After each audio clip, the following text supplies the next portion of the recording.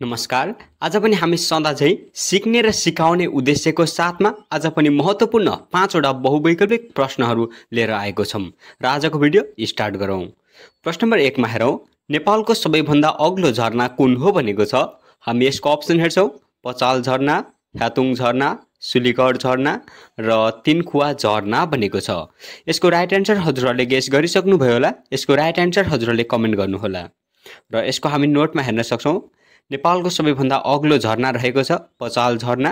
त्यसको उचाइ चाहिँ 381 मिटर। यो अवस्थित जिल्ला भन्दाखेरि कालीकोट जिल्लामा अवस्थित छ भने कालीकोट जिल्ला चाहिँ कर्णाली प्रदेशमा अवस्थित छ। र प्रश्न नम्बर 2 मा हेरौँ। नेपालमा सबैभन्दा पहिलो पटक बजेट कहिले प्रस्तुत भएको थियो भनेको छ। हामी यसको अप्सन हेर्छौँ। 2008 माघ 21 गते, 2009 माघ 21 गते, 2008 जेठ 15 गते र 2009 जेठ 15 गते भनेको छ। यसको पनि राइट एन्सर हजुरहरूले गेस गरिसक्नुभयो होला। यसको राइट एन्सर रहेको छ 2008 माघ 21 गते। र प्रश्न नम्बर 3 मा हेरौँ। रातो मचिन्द्रनाथको जात्रा कसले चलाएका हुन् भनेको छ। हामी यसको अप्सन हेर्छौँ। नरेन्द्र देव, अंशु वर्मा, शिवदेव प्रथम, शिवदेव द्वितीय भनेको छ। यसको पनि राइट एन्सर हजुरहरूले गेस गरिसक्नुभयो होला। यसको राइट एन्सर रहेको छ नरेन्द्र देव। र प्रश्न नम्बर 4 मा हेरौँ।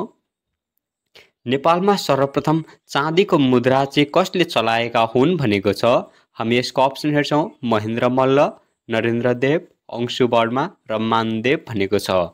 यसको राइट एन्सर हजुरहरूले गेस गरिसक्नुभयो होला। यसको राइट एन्सर रहेको छ महेन्द्र मल्ल। र आजको लास्ट प्रश्न रहेको छ। प्रश्न नम्बर 5 मा हेरौँ। नेपालको इतिहासमा पहिलो ऐतिहासिक जनमत सङ्ग्रह कहिले भयो भनेको छ। हामी यसको अप्सन हेर्छौँ। विक्रम सम्वत 2037 वैशाख 20 गते, विक्रम सम्वत 2038 वैशाख 20 गते, विक्रम सम्वत 2037 वैशाख 22 गते र विक्रम सम्वत 2038 वैशाख 22 गते भनेको छ। यसको राइट एन्सर हजुरहरूले गेस गरिसक्नुभयो होला। यसको राइट एन्सर रहेको छ विक्रम सम्वत 2037 वैशाख 20 गते।